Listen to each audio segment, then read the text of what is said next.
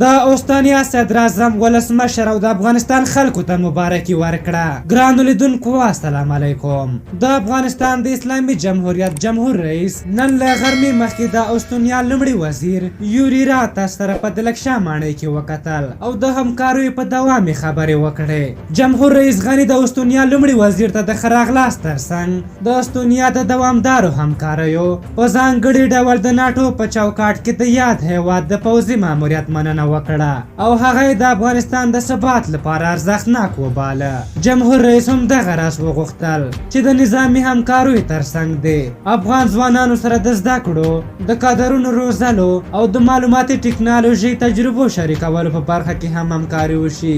د استونیا لومړی وزیر یوري راتاس جمهور رئیس او د افغانستان خلکو ته په بریالي ډول د جمهوریت ریاست ټاکنو د ترسره کېدو مبارکي وویله او ټاکنې په افغانستان کې د ثبات د تامین لپاره غوره لار وبلله. هغه همداراز د امنیت د تامین لپاره د امنیتي او دفاعي ځواکونو هڅې وستایلې.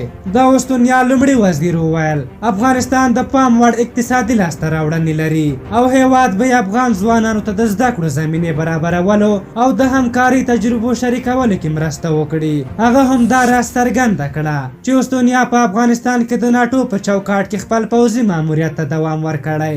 د یادولو ده چې له ټاکنو وروسته دا تر ټولو لوړ پوړی چارواکی ده چې افغانستان ته سفر کوي.